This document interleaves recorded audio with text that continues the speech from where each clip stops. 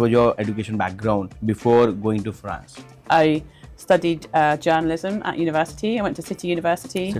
And I spent a year in France as part of that degree. And so how does PI happen?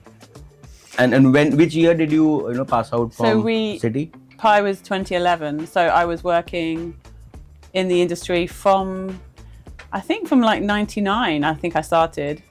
But I started as an editorial assistant at a magazine, worked my way up to editor. But actually, one of the reasons for the PI is I became a mum. What's your take on accommodation crisis or housing crisis or accommodation situation in UK and other countries? I mean, so I'm not an expert, but my understanding is there are certain cities where it became really like tight. Tricky, but there's always a private market. Yeah. There's private landlords. Good morning, namaste, hello, hola, wherever you're watching this, whatever time you're watching it, so it can be good morning, good evening. I've been seeing my audience, most of you are active at 2 a.m., whichever country you are, because we don't sleep these days. It's Instagram is taking over and we are always on screen. So, and I'm adding more to it. So sorry about it, but I'll make it and we'll make it ensure that this is worth your time each and every second, because as we call it, we don't do it for news and views. We do it for impact. We do it for bringing out all the stories, which are real, whether they are right or wrong, that's your perception. You need to decide. But coming back to it, today, I guess, and I believe University Living and this initiative by University Living, podcast with Saurabh, the Living Pod, is going global. We have a global star or a rock star, at least in part of this industry, called Higher International Education. And we have none other than Emmy, who is CEO and founder of PI, which is Professional of International Education. And they have a media, they are more of a media, and I also have a little understanding or pseudo understanding. So I'll give it to Emmy to introduce yourself and talk about PI and everything which you want to talk. Over to you. Thank you, and thanks for having me. So yeah, PI is a B2B platform, first and foremost, although we do realize now we do have a lot of students visiting our website. So we started off as a website. My background is as a journalist. But I realized that there was a huge industry around international education, which wasn't really being serviced by media. I guess my original story as a student myself is I spent a year living in France and studying in French. So I understood a little bit of the industry, and I felt there was a gap in the market to cover international higher education, but also international language learning, vocational training, internships, everything which is experiential study overseas. But particularly, I wanted to create a platform and a community, a global community, which also involved education agents, advisors. At that point, when we launched the PI, I didn't see any reference except maybe occasionally negative around agents. And I had previously worked for a magazine aimed at language schools and the agents that work with language schools. And I realized what an integral part of the commercial ecosystem agents were. That was they were always one of the big cohorts of our community from the get-go. Very beautifully put it. Would love to know more about your background. So you're a British, and how about your childhood? How about which part of UK you have been grown up, and which school or what was your education background before going to France? Okay, good questions. I actually come from an area called Somerset. Okay. So it's the West Country, and both of my grandparents were farmers. Oh. So not really necessarily a business, it's a business, it's micro business, right? Farming. But not really sort of commercial entrepreneurship in terms of the background. I would say I was one of those entrepreneurs that saw the opportunity and seized the moment, but I didn't necessarily grow up thinking I'm definitely going to be an entrepreneur, but nonetheless I was ambitious. I studied journalism at university. I went to City University. And I spent a year in France as part of that degree. And I think it was a transformational year for me, but I realized that the real sort of power of studying abroad and being able to realize the global lens that gives you and consider the way you're perceived. I understood that I met with like German, French, it was mainly Europeans, but I would meet people from all over Europe and they had a impression of me before they met me based on the fact that I was British. And I was interested in sort of cultural intersections there. And obviously there is a real value of being globally minded, globally experienced. So I guess I did come into the industry from that sort of study abroad, cultural immersion. Obviously now at the Pi, so we have about maybe 2.5 million unique visitors per year to our websites, but we also run events in different locations. I'm here in India running an event here in India. We have a very sort of globally cohesive community. And a lot of the people now in our Pi community are more focused on undergrad, postgrad, big stakes investment education, but we do also try and ensure we encompass that sort of cultural experience. So if you're a Brit, or the reality is if you're a Brit and you want to study abroad, you'll see that as a nice to have, not as an essential. And I guess, but we try and cover both facets. But I also realize that if you're Brazilian or Korean or Indian or Nepalese, it's almost like not quite an essential, but it is very important in your professional life if you can have an experience in an English medium education overseas. So we understand and cover the whole facet of international education from, cultural immersion and cultural experience and exchange to life-changing education, which leads to migration, which leads to living overseas, perhaps permanently, moving your family overseas, and we're very interested in that. Like we do a lot of reporting now, particularly around that, about sort of migration, the link between education and migration and ability to change your life, basically. You mentioned immigration and education. We'll pick that pick, because that's news are and lots of, that clarification needs to be at least discussed. What is global mobility and what are the plus minus of global mobility by education and global mobility by immigration. But coming back to you, so how does Pi happen? And which year did you pass out from city? Oh. Late 90s? No one is judging your age. Don't worry, See, I always 90s. Say, post 30, age is just a number. True. Probably our experience, our bank balance, our friends should increase, more than. I would say running a media company, age is an asset because absolutely you remember all the, all the stories, all the context. So yeah, definitely no shame there. So mid 90s you pass out. Then when did Pi happen? Then Pi was 2011. So I was working in the industry from like 99, I think I started. But I started as an editorial assistant at a magazine, worked my way up to editor. But actually one of the reasons for the Pi is I became a mum. So I think it was one of those sort of needs must scenarios whereby this is pre-COVID. So this was an era where it was still difficult to not work in an office. Like it wasn't the norm. And I really had a big network. I knew the sector, but I didn't particularly want to work full time, and I didn't really want to have to commute. I didn't really see a viable opportunity for me to keep working in a meaningful way at my former employer because I didn't want to. Can we name which were the the company's called Study Travel Magazine. I guess so. So yeah. But I didn't want to work. I didn't want to have to keep commuting into London. It was just very difficult. And I also saw the opportunity, particularly around international higher ed, which wasn't really being covered at all by them, but by anyone really. So my husband was really supportive, and he said, "Why don't you just launch your own thing?" So it was what I guess as necessity is the mother of invention, right? So you gave birth to 2 babies. Yes, I did.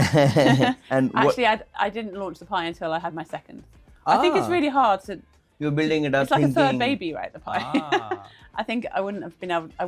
It would have been too difficult to do it in between. So I waited until I had my second, and then. Because for me, I always say that Unislim is my first baby. Right. And I'm so glad and so blessed that my wife don't take offend on it, and even my daughter, probably she's still small. She's still 4.5. She doesn't understand what I'm talking, but I believe it has been ingrained in their DNA that University Living is my first baby, and it will always be. because it's been 10 years, and in fact, this is a 10th year. I remember attending your 10th year of Pi, and it's great that we are meeting and doing this at the inception of our 10th year. So thank you being around.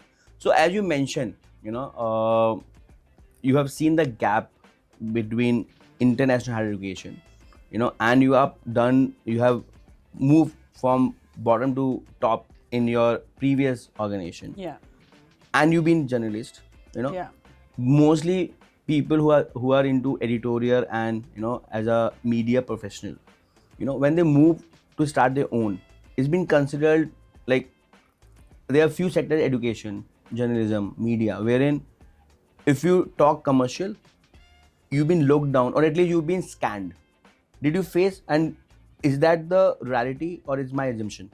So do you mean there was people were raising their eyebrows about me starting a commercial venture? Yeah, especially around media, and do education. I don't think so. Honestly, I feel like people really respected our initiative, and we organically grew our readership almost straight away. I mean, it was a huge, for me, it was like a real feedback from the market. This is a gap because we had a newsletter. I should mention we also always ran an executive search, so that really helped actually launch the business. So I had the huge network, and we had people coming to us to say, I need to hire someone in Delhi, or I need to hire someone in the US or UK. So we were running executive search and a jobs board always from the get-go, which really helped build the commercial business, because it is hard to exist purely on media alone. Yeah. But then we were running a newsletter, and we were seeing the subscriptions just trickle in from Oman. We were just Greece. We were just literally looking at the countries coming in, thinking this is amazing. So no, we only really got really positive feedback, but particularly because ultimately we were providing media content for free, right? And we still do. So that too high quality. Yeah, and therefore we've built our reputation around. And everything we've done, the evolution into running events and awards. We run Pioneer Awards, which is in our 10th year soon, which is showing innovation and in sort of ambitious initiatives. All of that is around helping inform the community, and I think people understand that they get a lot for free, right? In terms of the content, and everything else is helping build and grow our business. So yeah, we are still very ambitious for our organization, and we're very much global, but we think there's a lot more we can do. I love the name Pioneer. How does that come up with? I really mean, because of course there's a pie part and there's a pioneer part. Yeah. But who came up with this idea? Oh, I just woke up one day and I was like, because I was sure because I what is your date of birth? Don't tell me the year. Oh, are you September. August? I'm September. Virgo, yes. No wonder we are gelling up well. And sorry, are you Virgo? I'm a Leo. Okay. And Leo and Virgo, either they gel very well, or they are like they're fighting, because both are very strong-minded. So my best friend is a Virgo. Okay. My daughter is Virgo. Faith is probably Virgo and the Pisces. What is the next one? Oh, I don't know. Whatever. So I'm not into zodiac, but I firmly believe. In fact, I'm a weird guy. In fact, at interviews, I'm putting it out. So lots of interviews, interaction. I do ask about birthdays and understand, because I believe every zodiac got some traits and they're pretty similar. Of course, every person is different. They have their own conditioning and their backgrounds. But there are few which are like, let me figure out for Virgo. That's interesting. Mostly introverts, but people you get along well, you pour your heart, trust them to the bit. But Virgos are perfectionists, and they believe they're always right. And then they make it happen, and they ensure that the other person, should feel that they are right. These are like few traits, at least few of my best friends and few Virgos I have observed. But is it true? So I was going to say, I'm actually a triplet. And what is triplet? Okay, like twins, right. And I have two brothers. Yeah. And I think we all have different Virgo traits. So one of my brothers is very, very organized. I don't think I'm as organized as him. Virgos are organized. In fact, they have what do we call it? Not OCDs, but very similar. So he's got that, but I feel like he inherited that bit. I didn't get that bit. You're more free spirited, and you love travel a lot. Yes. and Yeah. that's why you been happy and like being part of the industry wherein, in fact, that's why you joined study travel, because I mean, honestly, I was actually just looking for any job. But when I got in that industry, I was very interested by, I guess when I joined the industry, I was interested by how important personal relationships were in terms of the commercial reality. And that interested me. It's like, okay, if you have a personal connection with somebody in Turkey, you can bring in a lot of business from Turkey, right? It was so related to personal relationships. I found that really interesting.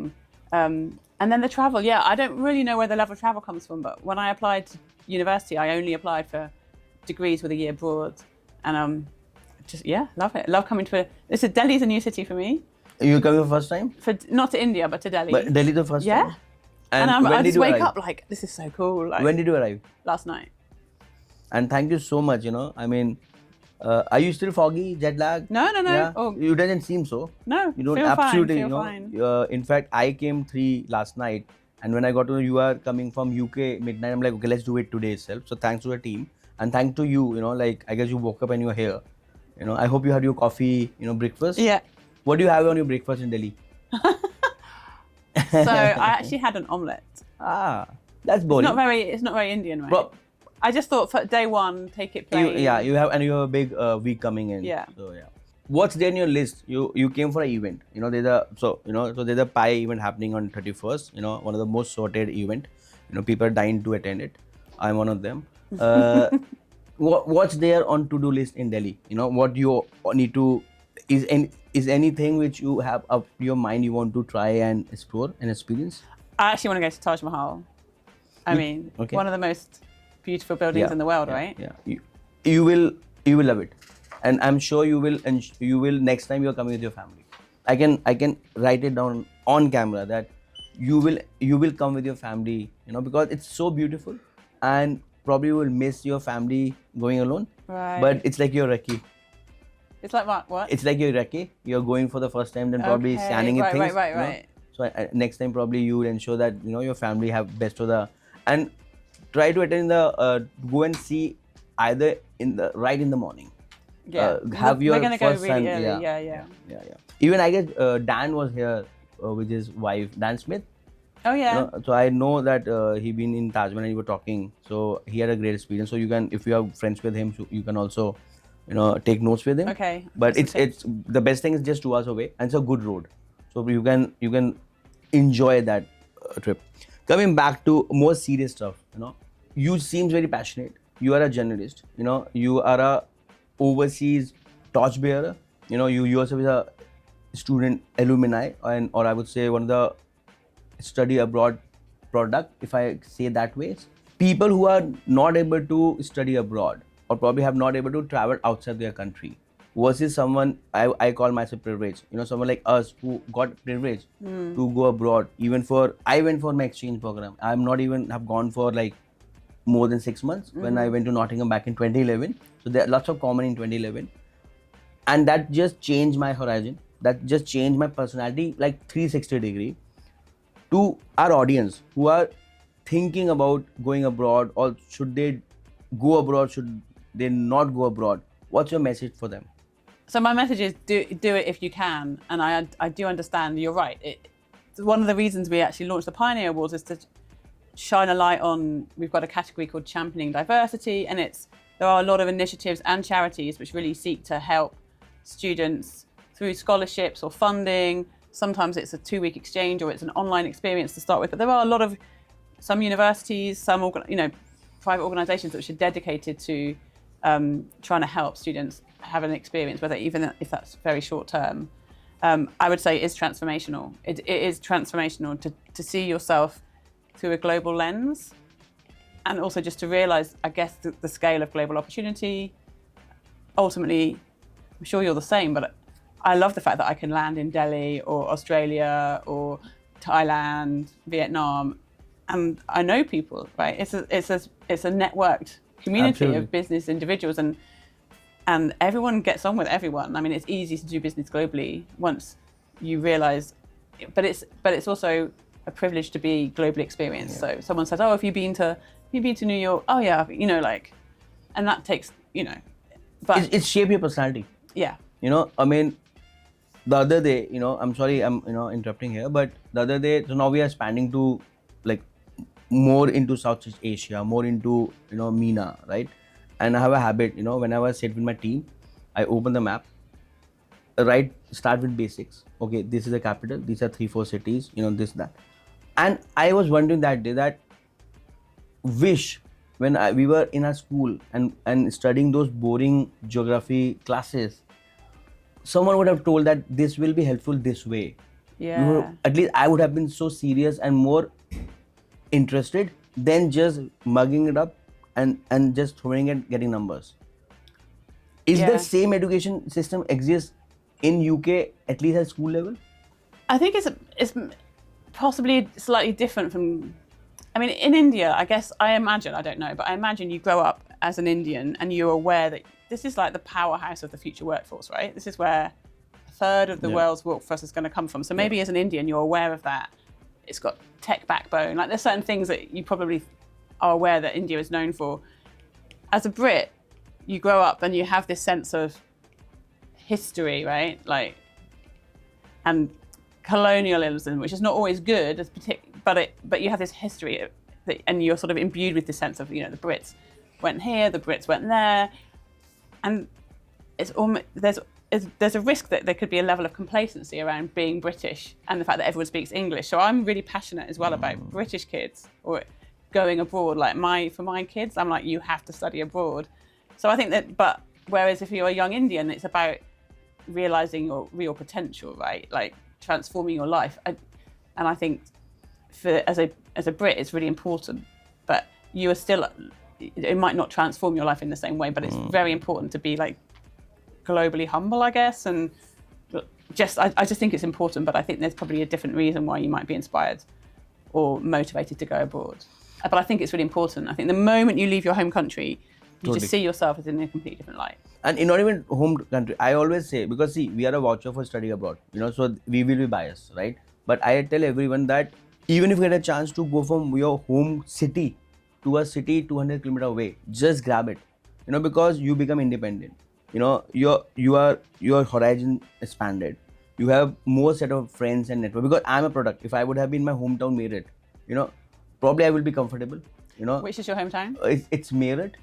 It's like 2 hours away from Delhi. Okay. Not far. So again, blessed to have family around and still not staying with family. So I got an opportunity to stay alone. Yet, if whenever I need money, I go and get money and then splurge. So I've been blessed. But those formative years when I have not been staying with my family right after my schooling in Delhi, changing. I mean, in fact, I always say that we are blessed and fortunate, or a chosen one, to be category creator for student housing, because I have changed my house every year. In the first year, I stayed in one part of Delhi. In second year, I stayed another part of Delhi. Right. Third year, another part of Delhi. Fourth year, or in my after my grad, I went to Gurgaon when I was working. So again, changed houses.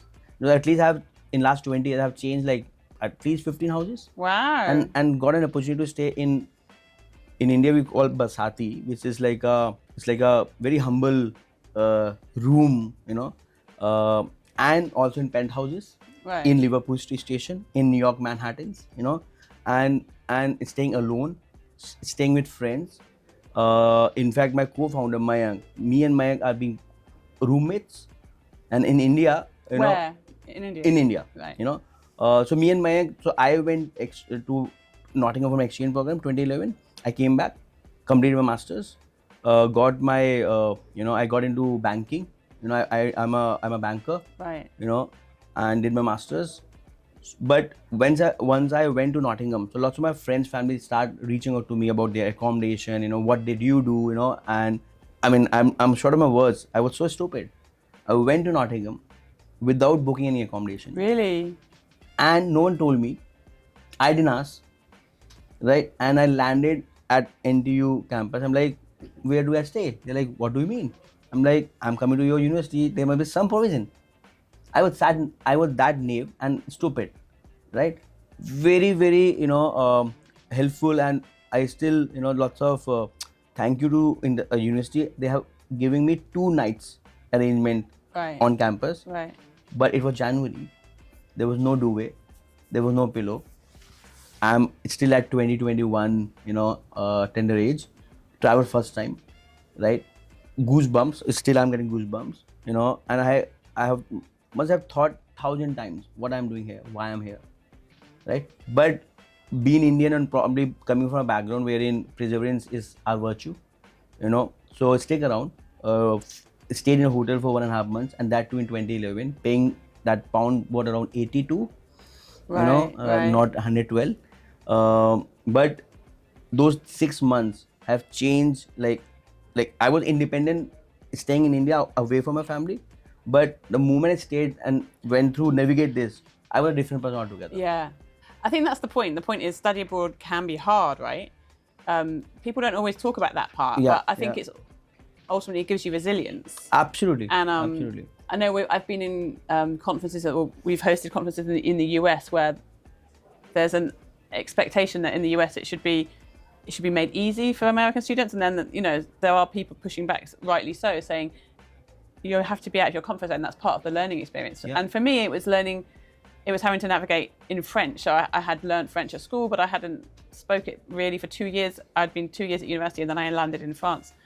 That was hard, but yeah, that's why I think it was transformational. Also, just for my personal resilience, right? So Yeah. You need to stick around. I always say that anything which doesn't kills you make you stronger.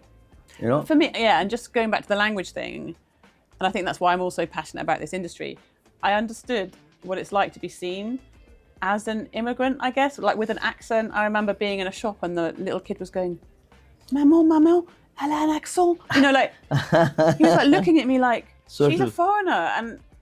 And it, I'm very aware of, we do try and cover a lot of student stories on the Pie, and we do videos with students talking about, I'm interested about how you found the UK when you first landed.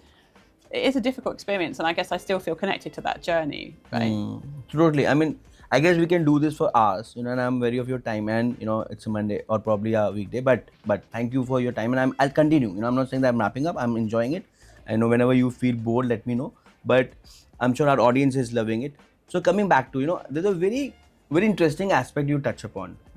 How British kid been thinking, been in UK, and how probably Indian been perceived from your lenses, because I don't know about you, but most of us, at least I am always critical about Indians, because and I sense that, and not many British being critical about being British, and you touch upon that. It's very refreshing, and you have done in a very neutral way, because I've been thinking that okay, like Indians have so much of potential, we can do so much, and so much to be done. Of course, we have our disadvantages and advantages. We have a history, right? If you see, we are still a 85 years young country, and the way we are growing, it's amazing. But yet, the kind of potential, the kind of young population and infrastructure, so much can be done. As you mentioned, and you just stimulate to think this way, that being one of the super hub, being one of the very very important part of the world history, there's a certain way you Brit or British been thinking, because that's the history. And in last 20 years, lots have been changed. Lots of level has been done, and credit to information, internet, these interactions, where it's just not one skewed perception or a one skewed narrative. So what have changed in last 20 years in from your lenses in Britain or in UK, and being a international, I call ourselves as a global citizen, and after long I've been talking to someone who is being very neutral in their narrative. How you see this panning out? So the question is, how do I see it? What's changed from the UK viewpoint around? Actually, it's an interesting question, because there's been a lot of policy changes in the UK and Australia and the US, right? In terms of the value of international education. But I'm pleased to say that at the moment, I would say that the landscape is very positive towards international students. We've got a Labour government which is on the the left of the system. We're seeing some European countries moving right, but the UK, we've just voted a Labour government in, and we've had the Minister of Education of universities making two statements showing how welcoming the UK wants to be to international students. So I think from a UK higher education point of view, there's also an increasing realisation that partnerships have to be bilateral or reciprocal. So I was at an event, a QS event, just in December with Southampton talking about their new campus, which is opening in Delhi. Yeah.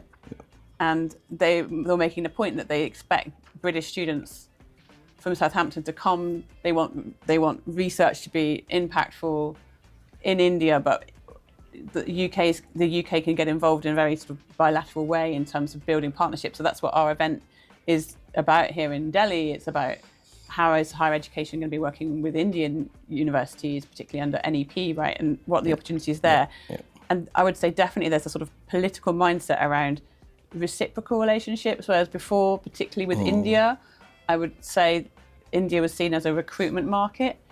That is definitely changing. I mean, there's a lot of potential in India, and I think universities want to be able to set up here, but also they see the opportunities to operate in the region, not just in India, but Sri Lanka, Pakistan, Bangladesh. I mean, there's just a lot of potential, and I think I like to think that we are moving in a sort of positive way around seeing the way we interact with other countries, and not just have an expectation that we expect students from India to want to study. And that's something we're going to be talking about at our event. Like, we've got a tour going to Ashoka tomorrow. I haven't been yet, but I hear it's like I hear about the innovation in private university scene in India. I mean, it's really exciting, and realizing that we might have a very long history and reputation in higher education, but we can certainly learn from innovation in other countries, right?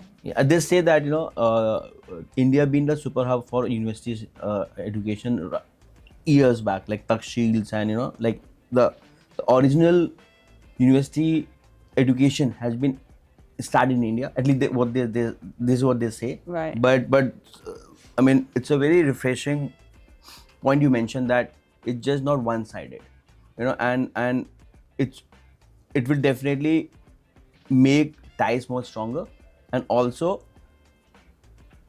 the moment we think of giving and taking, it's a more mutually scalable relationships versus someone is only looking India as a recruitment market. Yeah. And also you mentioned about, and you've been part of UK, jobs, and you have an executive search. So I'm diverting a bit, I'll come back to this point. As an Indian student, or as an international student, who is spending, let's say, $70,000 or $100,000, $200,000, and staying away from family, when they come to UK or any international destination, what should be their expectation? How should they prepare and plan their journey, and how become more useful or relevant for local economy, job market? I mean, I was saying earlier about the business network being quite easy actually to engage in and very cohesive, I think. And I would say for any student considering studying in another country, you have to build your network outside of your own diaspora. You mentioned before we started recording, like the work of NISAO, but in the UK, for example, that's an amazing organisation which connects Indian alumni, but also brings in employers, enables them to find jobs, helps them. I know there's the same in Australia. There's lots of great student support networks, but you really have to build relationships outside of your comfort zone, right? Coming back to why do you study abroad? So for me, living in France, I got the most out of it when I just stopped hanging out with Brits. Like, I didn't have many Brits to hang out with, but I was only hanging out with French or Italians, but and that's when I really made the most of my time. Totally agree. In fact, I tell everyone, lots of students, like Chinese and Indians, they try to flock with their own community. I tell everyone that if you're going abroad, UK or Australia, if you're going to stay only with Indians, don't go. Why are you spending so hard and money of your parents? Yeah. It's always good to have Indians or your ethnicity around, but if you're only going to stay with Indians, better not go. Yeah. Better study in Indian universities. So you nailed it. networking is very, very important. I guess we both are part of networking. Yeah. I'm a product of networking, right? And you are also a charmer, because you've been around and you have so many friends all across. Can you claim that you don't do dinner alone wherever country you go? Yeah. Yeah, same for me. It's like for me it's like people show their cars and watches and all. For me it's like if I'm going to any country and if I have to do dinner alone, I'm like, probably I need to work more. Right. So you mentioned, few students support network in Australia. We know UK NISA has been great job, and it's not only about connecting Indians or taking of Indians. They are part of. Saurabh is a great soul, great friend. We both support each other, all of us, right? Not sure about many such network in Australia. You want to name few? Well, it's actually, there's quite a lot of study hubs that were set up, which actually had regional government funding. Right. And we run an event every year in Gold Coast. So we've been to the study hub in the Gold Coast. So there is government funding, which I would say is probably more significant funding at a government level than there is in other countries, where you can have students come in and meet counsellors, advisors, they help them get jobs. So there's also, I can't remember the name, there is a student union? CISA, CISA, Council of International Students of Australia. That is a government-funded council of students, and they do show up at some of the big conferences to speak. So I think in terms of government putting funding into helping hear the international student voice, Australia was ahead of the pack. Australia, like, for those who don't know... Let's talk about Australia. There are lots of myths and talks about cap in Australia. But Australia, it has been a bigger export economy than tourism. It has been historically huge. So right now it's in a very difficult sort of political headwinds. But in terms of a whole of country appreciation of the value of international students, I think Australia is still leading the pack. They're in a situation now where they think they need to restrict numbers, and they were worried about backdoor migration, which was slightly enabled by the fact that they enabled like blanket work rights post-COVID, right? So you could go into Australia as a student and then you could just work as many hours as you want, which sent a really mixed message and clearly did attract some students who were more attracted by the work rights than the study. So that's part of the problem. The part of the problem is in their own making, I would argue. But do you think government doesn't know this? Every government knows, but why? I think they felt it was a short-term solution because they'd had their borders closed for so long that they needed the students to do the hospitality and retail work, right? They didn't have anybody else coming in, so there was the students who were onshore who were just staying onshore and flipping into other courses. They were the ones who were doing a lot of the work. I don't think it was a huge problem. There was certainly a problem. There was definitely a problem which they have identified and they're trying to solve with a fairly blunt measure, and I don't think it is the right solution. And they are definitely harming some very quality establishment. There's a school called IH Sydney which closed down. Whole industry was in shock. There was 20-year-old industry teaching students English, which, as we all know, is a very important part of the whole industry and sort of stepping stone into future. So it's been a couple of difficult years, but I still believe that Australia, I remember going to conferences in Australia just when we first launched the Pie, and the minister for immigration, whatever, he would show up and speak, and I'd be like, wow, I don't see government ministers very often in the US or the UK. So there is still a sort of underscore realization that this is a hugely important industry for Australia, and I think it will bounce back. How many kids you have, may I ask? Oh, I have two. Given a chance, and as you are a big watcher of international education, where you want your kids to go to study, if you have a choice? Well, so my eldest son is applying now for university, and he's applying for British universities with a year abroad, but he's also applied to TETA. I don't know if you know TETA. It's an Indian-based school. They're actually coming to our event. He's applying to TETA, which is global. That's a great plug. But right? But it's global rotation, and it's doing business, learn business by doing business. So I really like the concept. Pratham is a good friend, and the way he's been building is amazing. But over to you. Okay, TETA. And then also SP Jain, which is another Indian business school, but they've launched in London. But if he studied there, he could look at, it would be London, Singapore, London, Dubai, London, Sydney. And it's not just me, he's really interested in the ability to travel, right? So I'm not pushing it on him, but British universities, some of them can offer an amazing year abroad, but there's 1 year abroad versus some of these other schools now. both of whom are actually Indian, are offering real global rotation. So he's looking at those and he's Very undecided. interesting. But Very interesting. I'm feeling proud and happy, but very interesting. If you want to, and you have, you have lots of insights, and you've been traveling, and you have been talking to all the decision makers and right people, and influential people. If you want to, in this segment, if you want to compare neutrally, US education to Australia education to UK education to probably rest of the world or Canada, or how will you, in let's say next 2 minutes or 5 minutes, right. want to navigate this, because there are lots of students who are watching this and they don't want to go to counselors without their research. They want to hear from the people like us, which don't have a very vested interest. In fact, that is why we launched this world first study abroad buddy for international education chatbot, wherein we navigate all the content on countries education websites, which is like more information than vested narratives. Similarly, university website, we scanned it and like train it. Going back to you, how will you compare? Let's say if I want to send my kid for undergrad, Yeah. should I make them study in India and then send it for postgrad?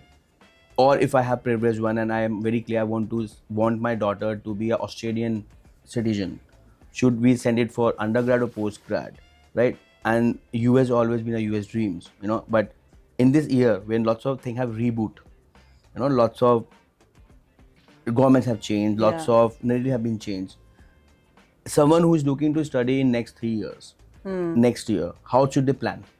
I know it's a loaded question, so you take your time. It's an interesting question. But is the question, are you assuming that the student might want to have the ability to stay and work in that country like long term? So there are two kind of students. One, they can afford it. They want to go get the experiential education, come back and expand their business or study in India, right, or their home country. Yeah. And the other who going abroad is a dream. Yeah. And probably they're coming from a humble family, and if they go abroad and do well, they can change not only their destiny, but they also family and even probably the city.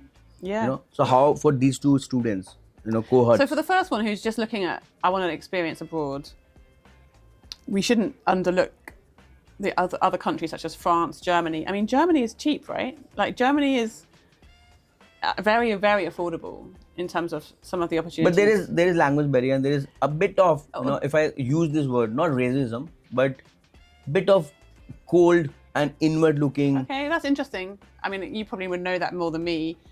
I mean, obviously in the UK, everyone has a friend who has Indian heritage or Pakistani heritage, right? I would say it's a warm, welcoming environment. They're the years of bondingness. Yeah. Everyone's been to an Indian wedding, I would say culturally it's an easy fit.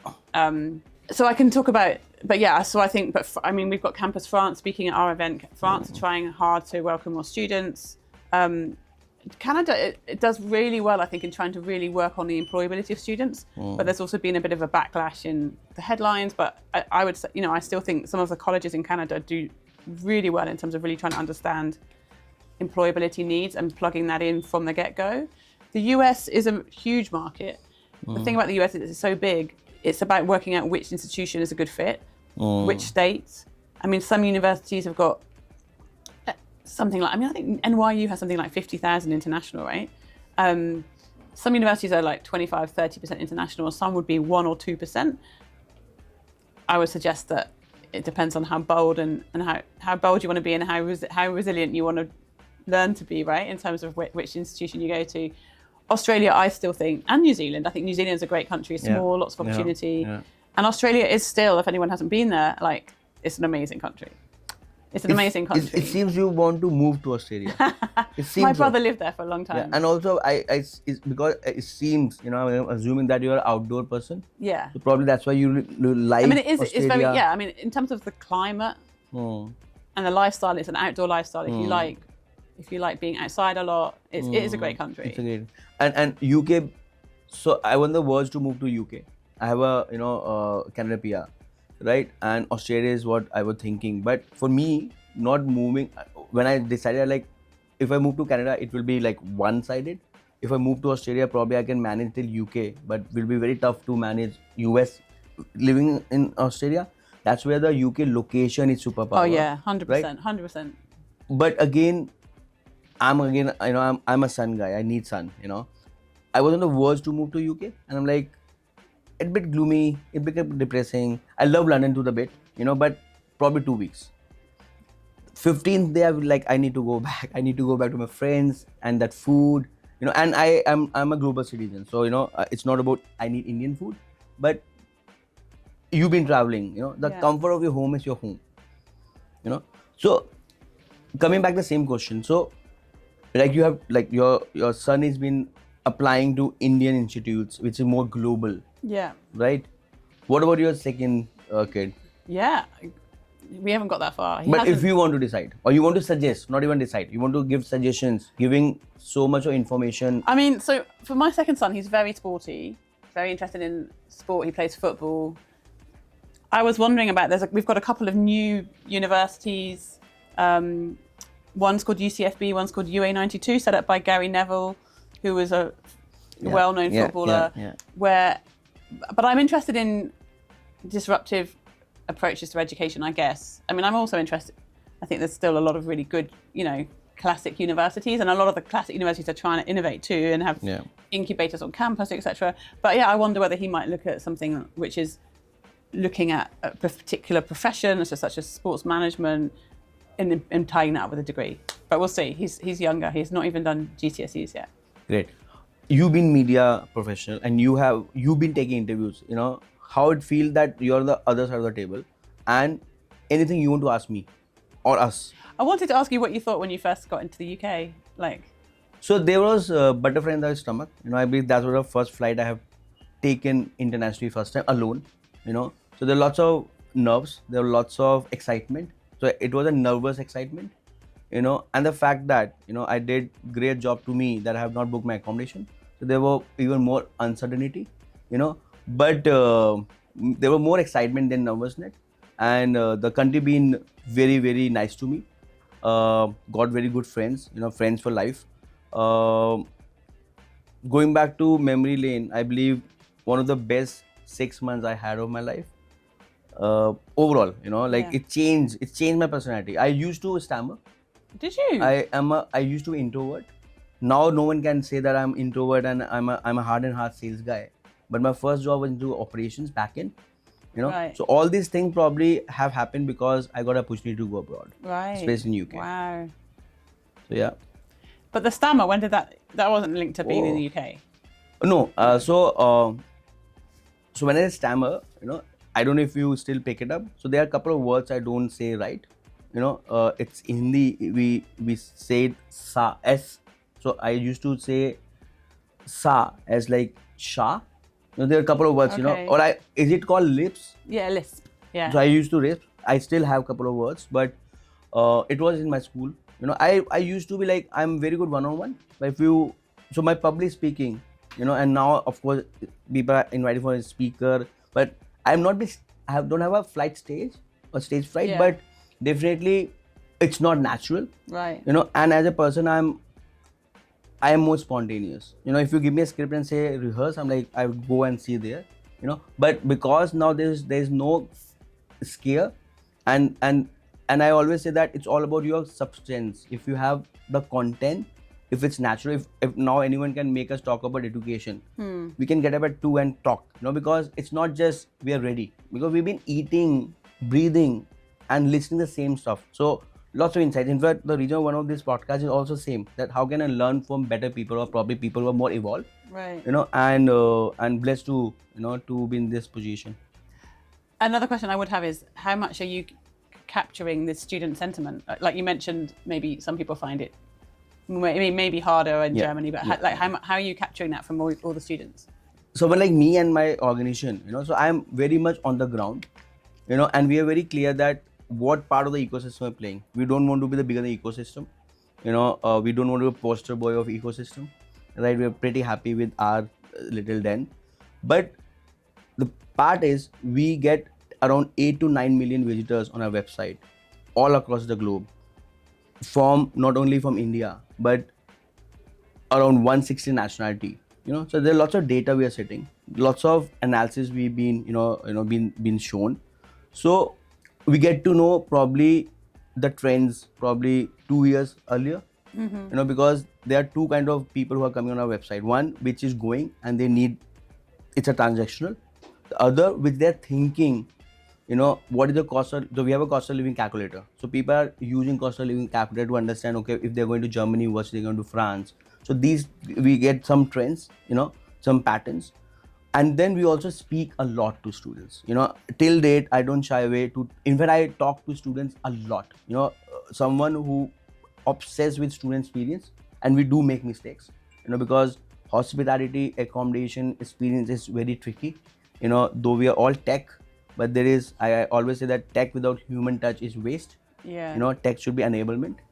But the more, and I tell all my management team that to speak with students as much as you can, speak with parents as much as you can. But do you capture, like, once you've placed them in accommodation, do you then find out from them like what they think of their experience? So around 15 to 18% of our business is referrals. So Right. they, so by design and by choice, But do you capture what they think about the country? Absolutely. Yeah. Absolutely. In fact, that's why I'm asking you, because I don't want to, only share things which I am biased or probably I Yeah. am got to. So why people choose Australia for that Yeah. matter is someone who's looking for long-term citizenship. Right. They will probably, put Australia as their first choice or their family. Someone who's looking for more cushy, fancy IT job, US is by default their, their main go-to. Yeah. But they are okay with uncertainty because they don't know when they get their green visa or green card or whether and what will be Yeah. the policies, Yeah. right? Someone who's looking for not very far from India or of their like, home country. I'm talking about India, South Asia as a Yeah. community. They prefer UK. And if someone have their aunt, uncle, or someone, and in UK there are 2-3 kind of students who are exploring internationally. I'm talking from an Indian, South Asia, Middle East point of view, and you will be, I'm very proud, and you will be surprised that 35% of my business is Indian student going abroad through us, 35% local students from Cardiff to London, from Oh, interesting. Brisbane to Melbourne, right, from UK, Australia to Australia, and around 35% or 35% is international student, non-Asians or like Southeast Asian, Middle East, all of your Eurasia, So due to which we are still, and that's why we launch our reports. I mean, we don't want to be media, right? And but accommodation is not fancy glamour because there's not high margins, right? So people will not talking about accommodation by choice or by design. Even universities not talk about accommodation because that impact the recruitment in a way. That's why we came up with the first report, which was Australia ecosystem, and it took us lots of money, lots of time, and even to get that how many beds are on campus, it was a task. Right. Not that university didn't have those numbers, but they can't say that, oh, we have 50,000 students and we only have 1,500 beds on our campus. That's why we got, we got on University College London website.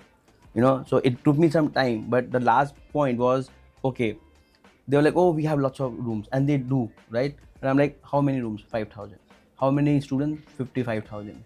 What about second year? What about third year? So did you publish that now? We are on the website, and Right. in Australia, yeah, we have covered all the supply side of mapping.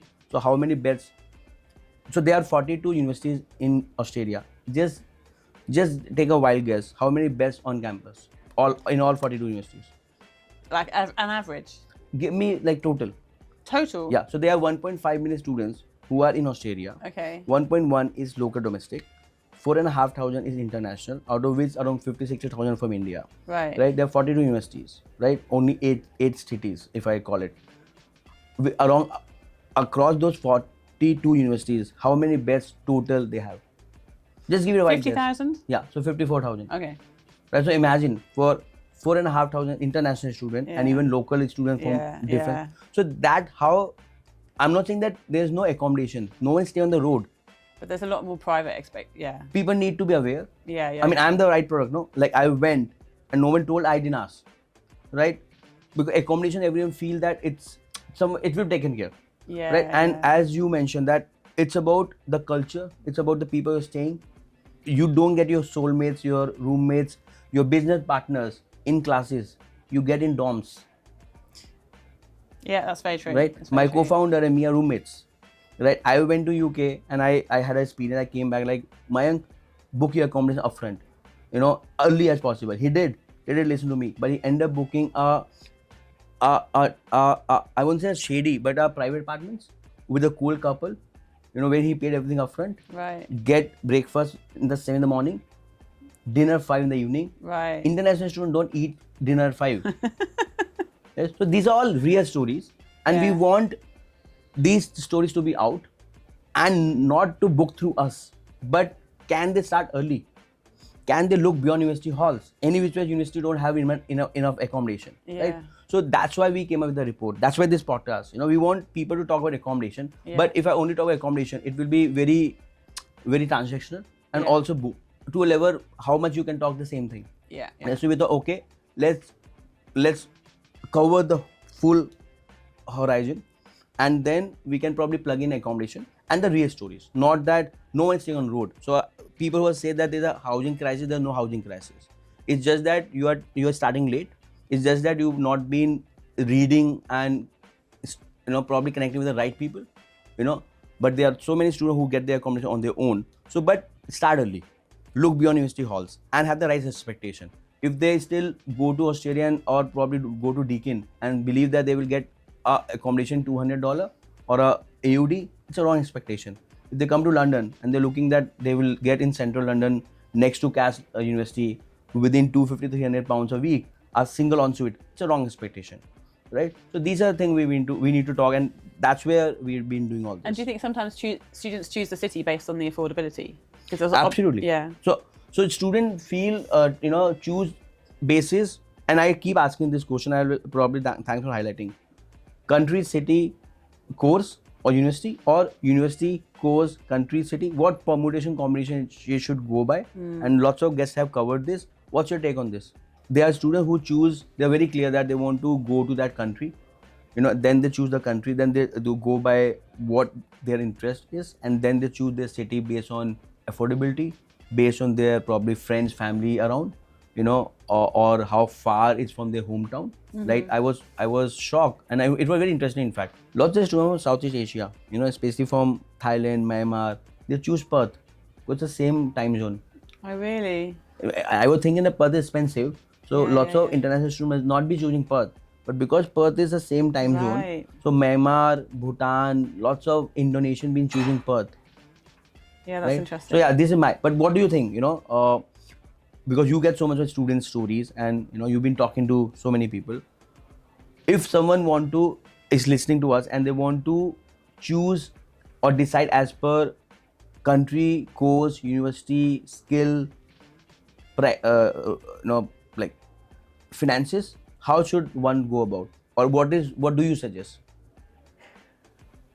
I mean, I think what we hear is increasingly students will look at multiple countries. So it's not the case anymore that they're like, I have to go to the UK. That they will compare, UK, Australia, maybe Malaysia, Dubai. There's new options, Yeah, right? it's coming well.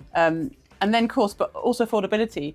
But one thing I was going to say is what came out during COVID, which was really interesting. And I don't think, I mean, this is an interesting question I should ask universities about. But I think in the UK, I don't think UK universities, certainly the ones working with teaching and supporting the international students, I don't think they realised where they were all living. But in COVID, where students were using food banks or everyone was supporting them because they'd lost their jobs or they couldn't work, for example, what people realised is some of the students had been commuting for like 4 hours. They'd been living with family, but maybe commuting in 4 hours away. And there was an expectation that everyone was living very locally. Yeah. And that wasn't the case. And I don't think universities really realised until COVID when they were like calling the students saying, do you want to come and get food supplies, whatever? And the students were like, I'm actually 5 hours away. So I think, I mean, I don't know if you're aware of that, but I think there's a lot more, the commuting is actually a lot farther for affordability. Yeah. Like you might live in Birmingham and go to study in London, right? And that is actually not it's not it's only an hour on And the if train. you compare India, Indian students or international students, individuals traveling 1.5 2 hours.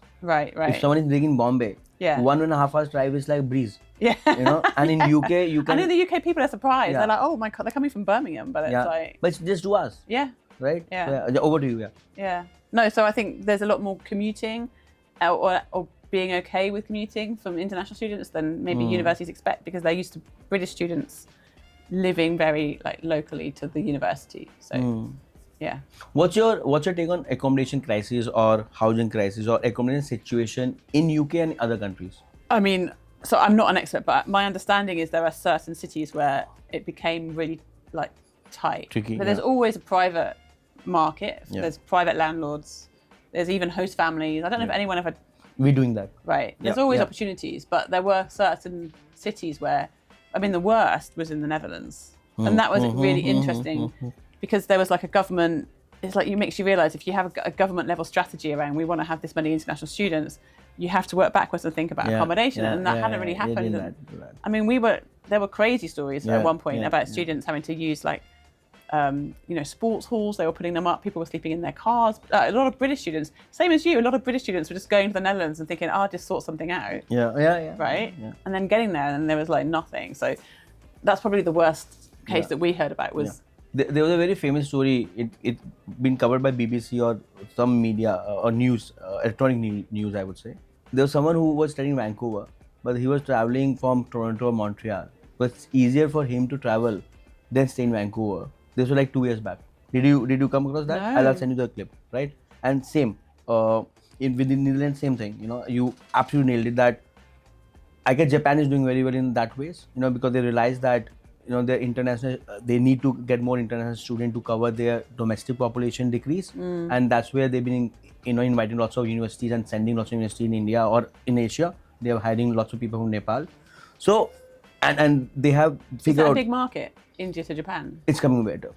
There's lots of exchange culture between India and Japan. Right. Right now lots of Japanese universities been recruiting Nepalese students. Right. Not lots of Nepalese students going to Australia anymore. Yeah. Even I was shocked, and it was again very interesting that how lots of local UK universities getting Nepalese undergrad student by getting the same fees as a domestic local undergrad student. Are you aware of that? They're charging the same as... Oh, really? Yes. I'm just... The other thing about Dubai is obviously, like, we haven't talked about visas yet, but visas, right? Really important part of the system. It's much easier to get a visa to go to study in Dubai. And I mean, what I hear is, I don't know if you hear this, I hear that actually for Indian students to get a visa to the US is a problem. Yeah. It's a lottery system. Yeah. I mean, not even for Indian students, but even for businessmen. Like I got lucky that in the first go I got it. There are lots of people who've been getting rejected even after having multi-million. For a business visa? Yeah. Wow. Even having after a multi-millionaires, background, everything. I mean, US with visa, they are like no one can predict. Yeah. In fact, when people come to us and say that okay, we are not booking accommodation because we're going to US, I understand. There's 70% acceptance. But someone going to UK, where they have 98% acceptance and they're still not booking the accommodation, it's stupidity to the core. And funnily, they are booking their air ticket 6 months back, but they're not booking the accommodation where they're paying 30% of their overall expenses, and then with every month accommodation getting expensive. Yeah. So these are again few things which I keep highlighting, and now very happy that lots of efforts and campaigns we've been doing. Now students have started booking as early as January, as early as even October for next year. As you mentioned, homestay. So again, that's a plug. At University Living, we are the only platform which covers right from Vegas to Auckland. From premium PBSA to budgeted, from flexible contracts to long term, including homestays, co-living, And is that popular? HMOs. Yeah, it's coming well. I always think it's a really good way to like properly get embedded in the culture, right? Absolutely. So you need to understand. So there are trends. If you see, every country got 50, 60, 70% of unorganized student housing and 30, 35, 40% organized. Over a period of time, that is getting shifted, but that will take over a period of time. So, as we're talking about accommodation situation, and you have covered, lots of stories wherein people been sitting, been standing the queues a whole night, especially in Bristol. It happened in Glasgow. The beauty about the industry is if they were under supply 1 year, the next year it might not be under supply. Coventry is a perfect example. Bristol is a perfect example this Right. year. Glasgow will be like again. Last year we didn't hear such stories. So there's a free market. Wherever there's a demand supply imbalance, it will work out or it will figure out. But coming back to someone who wants to be next Emmy Baker, Right. what story or what journey or what traits they need or they should work on? So you were saying that you weren't initially comfortable public speaking. Absolutely right? not. Yeah. But I think putting yourself forward to be a public speaker, like in whatever profession you do, is really important, and that definitely helped me. And then, understanding the value of networking. I would say that understanding the value of networking and I've gone to so many events all around the world, but I could have just shown up, sat at the back, and that's not really getting the impact out of the event for me. So I would come back trying to meet as many people as I can, understand what they do, how they can work with us, whether they could be an interviewee for us. So, understanding that the power of networking is 100%, and also public speaking, which is I don't think many people, maybe I think in the UK, some of the private schools. You asked me about my school. I just went to a state school, but some of the private schools probably expect students to practice public speaking, but most schools don't do that. And if you haven't done public speaking, it isn't always anyone, even an extrovert or an introvert, probably would find it nerve-wracking. But I think you just have to push yourself, and then the more you do it, the easier it is. And then that definitely, I find myself getting invited to speak a lot, and obviously that helps build the brand of the pie. But you just have to put yourself out there, right? Same thought. I mean, it took me time to realize it, and you seems to be someone who rehearse and who prepare, who read. Is that who what? Like, if let's say you have been invited for any event, of course you will be read about your co-panels and all, but do you prepare for it or now it comes natural? I do prepare. I do prepare, but a bit like you, I'll have a sort of idea of what I might ask, and then I'll go off script. And I guess it has to be organic. That's better. Yeah, exactly. Like I probably it works for me. If someone will tell me, okay, you need to talk this, then I'm not doing, because you invited for your opinion. Of course, we will not be politically incorrect, but then if you want to be parrot, probably I can't do it. I can't script. Even whatever video, like whatever content we'll be creating for Instagram and LinkedIn and all. If my team come up with a script, I'm like, okay, I read it, but now give me my space and do it my way. Because that's me. People don't listening to us or read to us to read something which is parroted or being scripted. Yeah. So public speaking. So you are saying anyone can be a good public speaker? I think so. I actually think so. I think the more you practice, but so many people I know wouldn't dare, hate the idea so much that they wouldn't do it. Yeah. I guess not everyone needs to do it, but if you want to run or lead a company, like ultimately, I do believe that companies always slightly reflect their founders, the personality of their founders. I've got two other co-founders who are other women, but I think the personality of the pie is reflected through us. Right? Yeah, absolutely. In fact, or the hack, find someone who is better public speaker, or they can run company so that you can travel. So I guess in our case, we got lucky to get best of your co-founders. So go back to a pie story about how did you find your co-founders? So Jane, I was already working with her. So she was running... In study travel? Yeah. She was running the conferences, which are called Alfie. So she was already also very entrenched in the agent scene. So she understood that whole ecosystem, and I worked with her. And Claire was somebody that we met at the events we ran. She was working for University of the Arts London. And she just always said to me, if you ever do anything, let me know. I'd be interested. So, I mean, you probably would agree it's a bit of a risk when you go into business with someone if you've never worked with them before. But in our case, we were very lucky. I would say it's a risk of running business, whether you know people very well. In my cases, I have gone through both. I've been lucky to start. I mean, about Vaibhav, about Unitologist. I have always been grateful. But he's the one who introduced me to this lovely space. So I will always be grateful to him. But after a while, it didn't work out because probably, it didn't work out. It meant to be didn't work out. But then I started again with Mayank. Because my philosophy is that if you can't work with someone you know, it's really very tough to work with people you don't know, because as per me, known devil is better than unknown devil. Yeah, but I also think, what do people say? You can make friends through business, but you shouldn't. You should. Yeah, you should not have. Yeah, you shouldn't start with I don't know what the expression family, is. friends. But you can become friends through business. But if you bring in friends to work in the business, it doesn't always help the friendship. I have a different philosophy. I believe it's a superpower. Let's say you have a friends and you know them. They're real. So Yeah. you know their plus minuses. But I guess I agree with you in terms of founders, co-founders. I think that's fine. But in terms of, I just mean now, like I've had friends say to me, "Can I come and work at Pi?" I'm always a bit. So unsure. again, same. It's still the same philosophy for me. If someone as a friend I know or as a family I know, yes, you need to be. You should not shy away to say no if you don't see the fitment. Yeah. But just to live by the philosophy that we don't know there should be no family friends working. No, probably I that's agree. too blanket. No, I agree. Yeah, I agree. Yeah. And we do have family and friends, but I just think it doesn't necessarily mean it will work out because you're friends outside of work, right? One smart thing, or probably over a period of time by making mistake, I learned that, let's say my wife Bhavna used to work with us. Now she's not working because in my initial days, my thought was, if I am working with all, so I don't call my team employees. I hate that word. I don't know why. And neither family. Because family you won't check if they are not working well. We believe we are building an army. Because army is the only unit that can take a bullet for each other. Right. Right. Of course, you need to create that environment.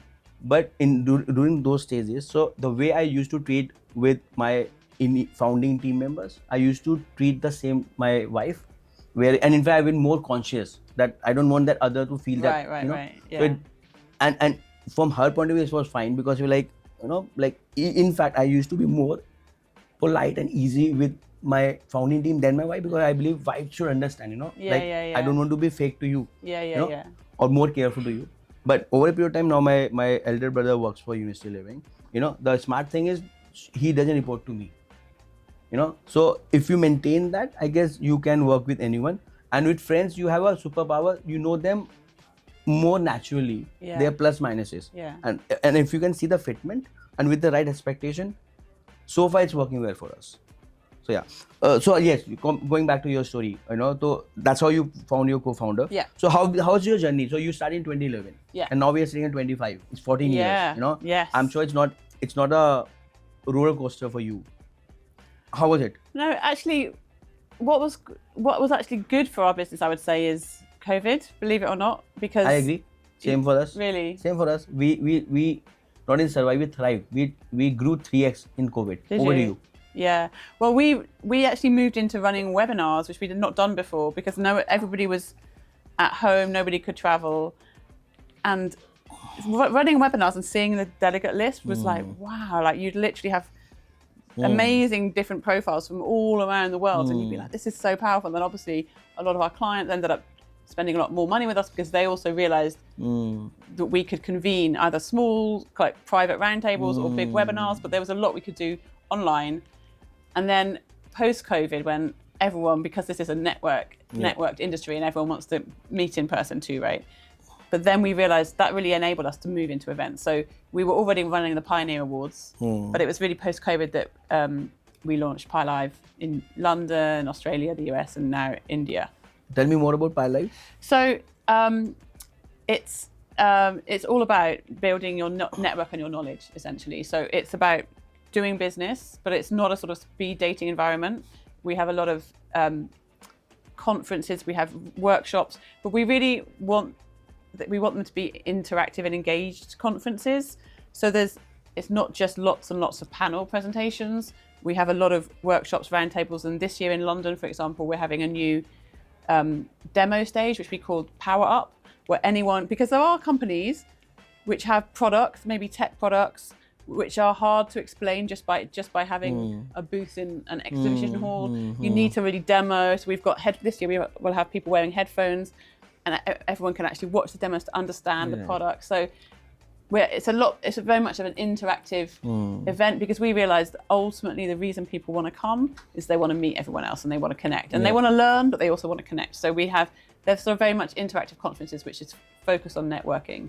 And the London one is actually 3 days this year, because we're doing a new event called Pi High, which is bringing international schools in, which I also find really interesting. We've realized that the link between international schools and international students doing A-levels or IB and then transferring on to uni, that's a huge market. You would call it onshore international. But there's still a lot we can do in terms of making that link between international schools and the agents that serve them. So a lot of the agents, but also international schools trying to advocate in their marketing why it's an added value sometimes to come in at that younger age.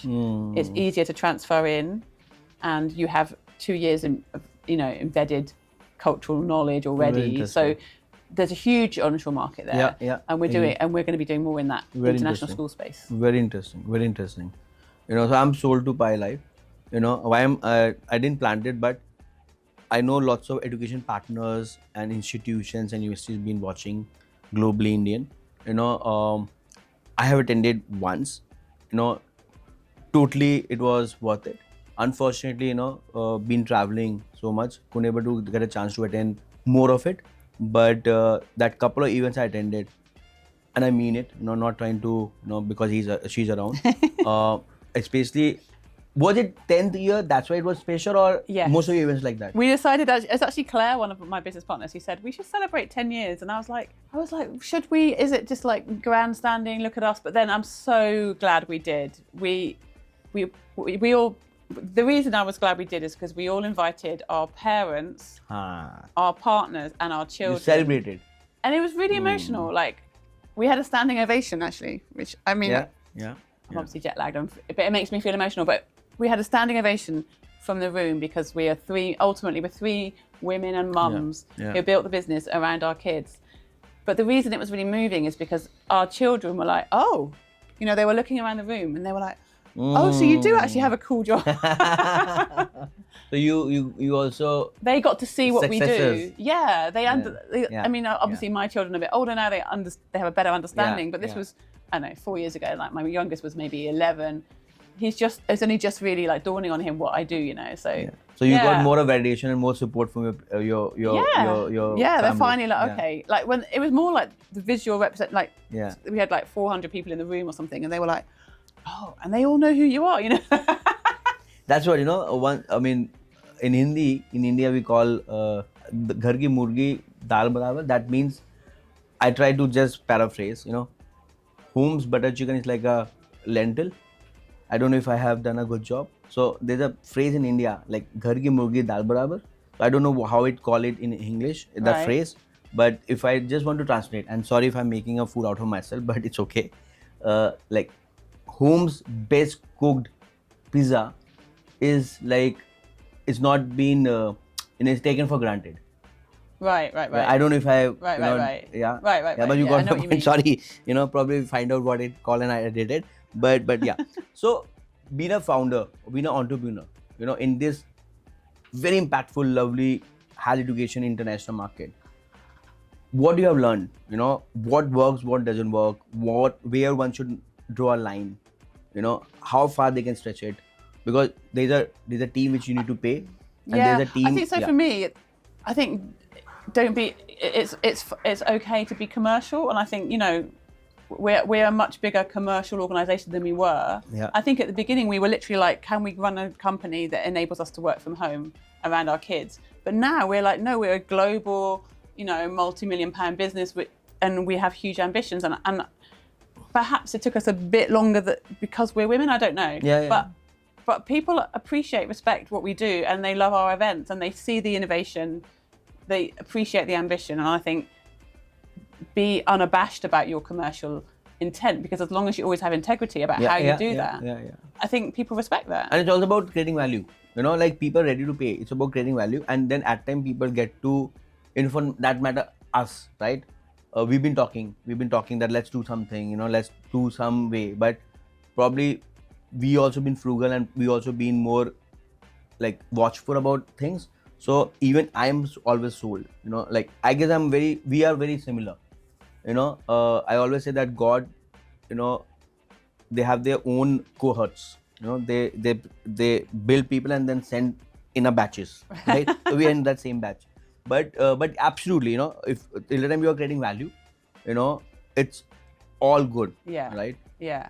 I think maybe that mindset's probably like very real in India. Like that's what I like about India, right? It's the sort of hustle. India There's a is word very, for it, right? When I was in Mumbai, people taught me this word. I've forgotten it, but it's like about hustle. Like everyone just creates the opportunity. Yeah, jugaad. Maybe No. I forget. Probably. So yeah, absolutely. In fact, we'll click a picture there. So there's a cool neon sign, humble hustle. Right. Yeah. Right. So in India we've been hustling. You know. I mean, again, we in a generation wherein we are still not fighting for survival. You know, it's about thrival, and that's why through this generation Z and Alpha, they are not in that space of survival.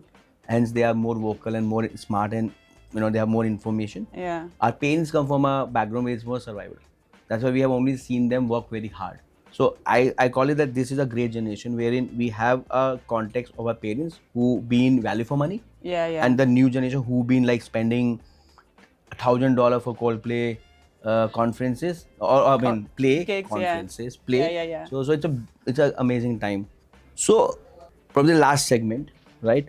Looking ahead, what's next for Pi News and how do you see its role evolving in the industry?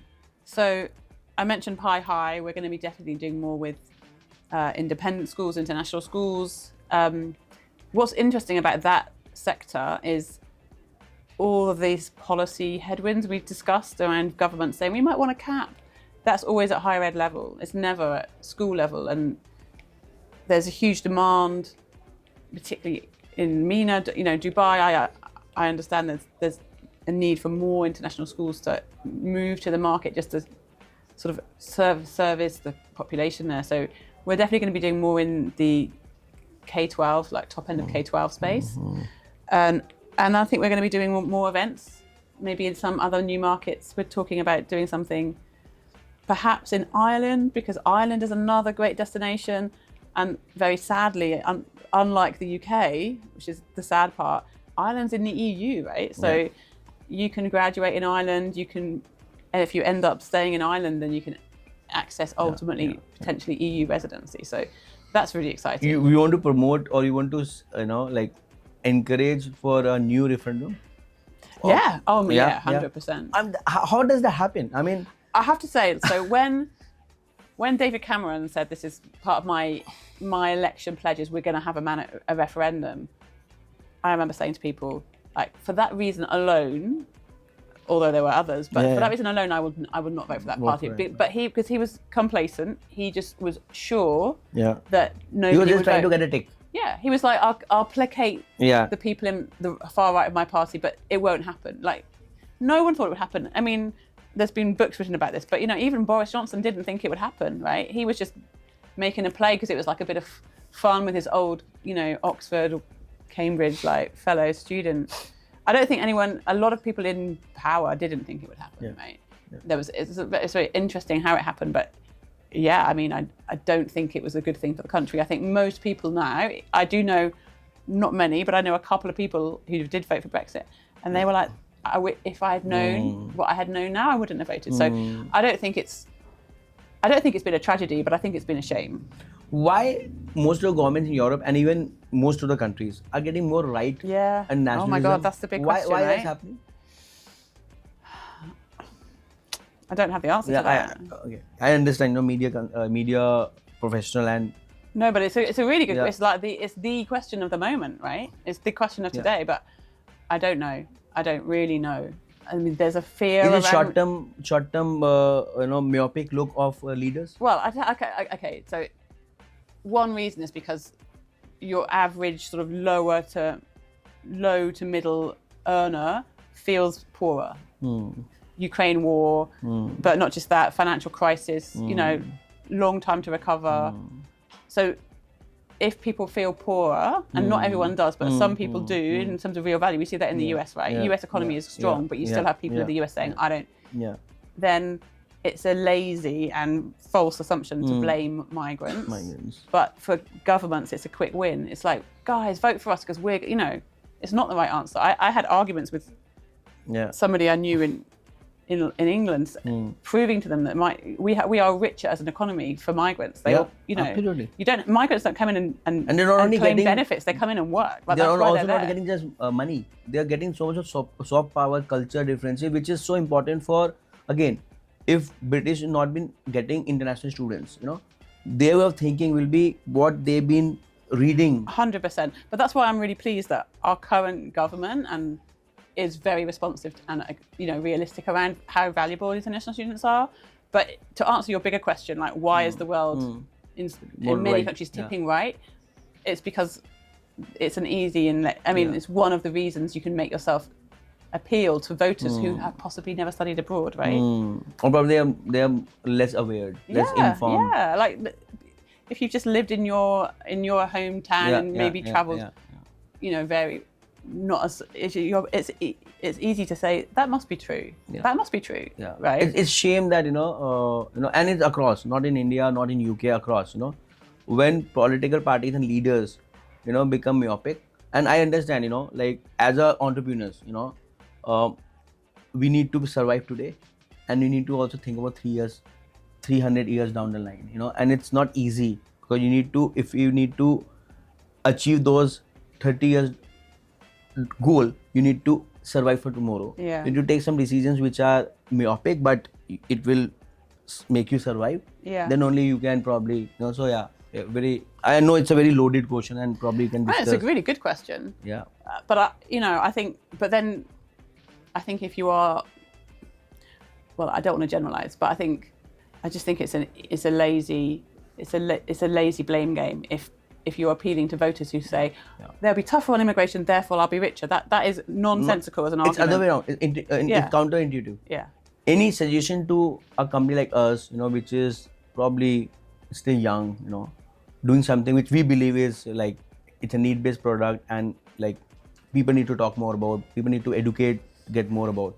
Any suggestions or even brutally critical about? No, but the point, I would say the point you made about people don't make their lifelong friends and business partners in the classroom necessarily, I think really trying to push that message, like accommodation is who you live with is such an important part of the decision. It's not just about what you're learning, but it's about who you're going to be interacting with. And I know some universities have policies where they try really hard not to have student silos, so you just have Chinese students all in the same residence, whatever.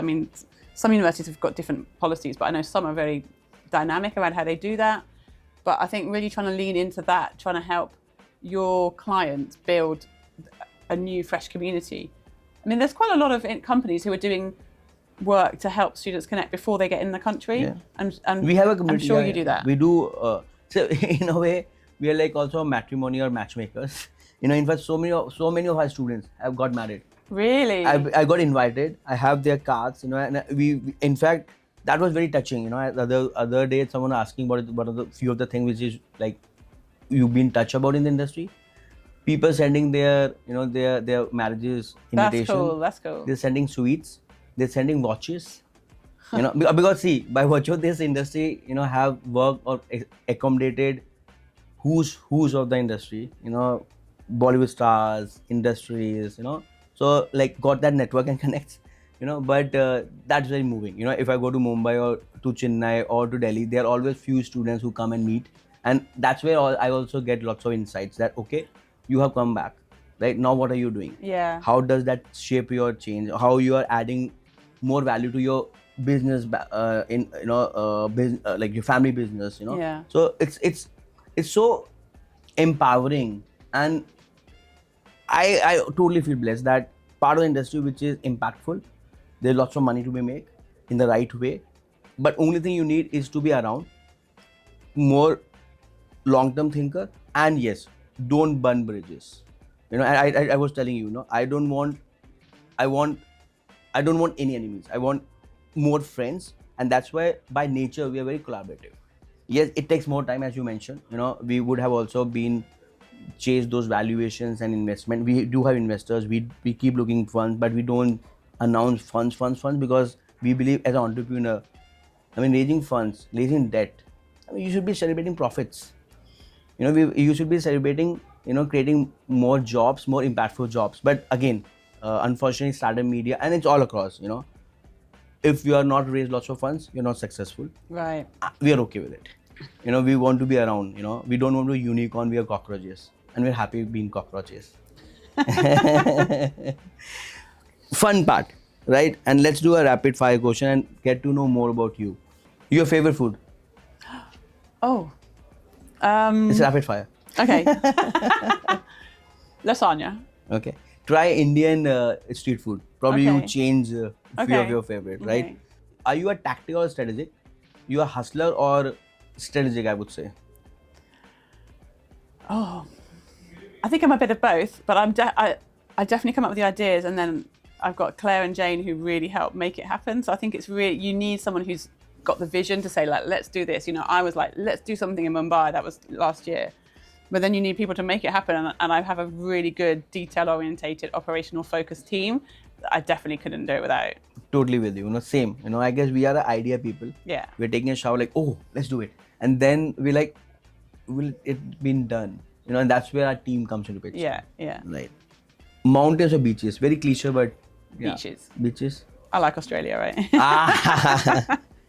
Beer or wine? Wine. Gin or beer? Gin. Butter chicken or some British traditional dish? Oh no, butter chicken. I love Indian food. Yeah, I love Indian food. You can get really, as you will know, you can get such good Indian food in. Okay.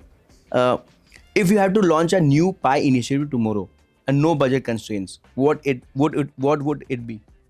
New pie initiative. Possibly a different version of networking. So maybe like closed door, conversation only. I've got an idea around that I'm percolating. Very interesting. I got your point. A non-work related skill you are currently trying to master. Playing the piano. I can play one song at the moment. Which one is that? It's Hear the Wind. Someone Like You by Adele. That's literally the only one. Everyone's like, can you learn something else, please? Are you a more listener or a reader? I guess these days listener, because it's easier. You've been traveling and podcasts. Yeah. So what are your 3 podcaster to go to? That's a good question. I really enjoy The Rest is Politics, US. I think both the presenters are so knowledgeable. I also listen to The Rest is Entertainment, which is about UK TV, film culture. And then I mentioned at the beginning, because this reminds me of it, but I really enjoy Diary of a CEO. Stephen, yes. If you could swap jobs with anyone in international education space or any space for a day, what would it be? From? I'd want to be. I want to go in at government level and be one of those people involved in strategy. I mean, sometimes I meet people in government who don't really understand at all. I'd love to go in at government level and be able to help inform. Can I expect you to be a minister or a leader in UK or globally for education or a for minister? I mean, you have traits. You have traits. You are influential. You are a networker. You are a charmer, right? So you have all the good traits of politicians. But I also like running a business, and I think being in government permanently, you're just being political and you're not being a hustler at all, right? I think I'd miss that. But then there are a few very big success stories who've been running there. I guess Lord Billimore is one, who've been... That's very true. Yeah. That's very true. He does that very well. Yeah. Then that's it from my side. Anything you want to ask, convey, say anything, like politically correct, politically not correct, brutally critical, whatever, about this podcast discussion or overall? I think it's been really interesting. I've really enjoyed it. But I think it's a reminder for me of how important what happens outside the classroom is. And it's made me think we should continue to do more work with students directly. We do run at Pi Lives, like I was saying, we have a lot of workshops and roundtables where delegates have to talk to each other. We run, one of the most popular things we always do is called the International Student Roundtable, where students come in and then university or school staff have to say, why did you choose, they have to ask them, no holds barred, like, no bias. Like they could talk to people on their campus, but it's different. They can talk to different students from different institutions. And we had an amazing Indian student who stood up and almost like railed, and he was like, do you know how much I've invested in? And it was brilliant. Like we got it on video. But I think some of the people in the room who were working, they were like, it really made them stop and think, you know, like about the amount of investment, emotional investment, financial investment, and how it's a responsibility of those working in the sector to make sure that's impactful, right? And the other thing which I found really amazing about our last event is we had the Lord Mayor of Leeds speaking. She is Nigerian. She came to the UK as a student, and she stood up in the front of the room and she said, you're all here. It was a dinner, right? Like it's like a gala dinner, and she was speaking and she said, all of you are enjoying this dinner because of people like me. It was amazing. Yeah, but it's a fact. Yeah. Yeah. Amazing. Thank you so much. Thank you for your you. time, and thanks for being honest as you always been. Speaking your mind and sharing your thoughts. It's not easy for a media founder to be so candid. So thank you for being you. Thank you. I enjoyed it really much. Thank you.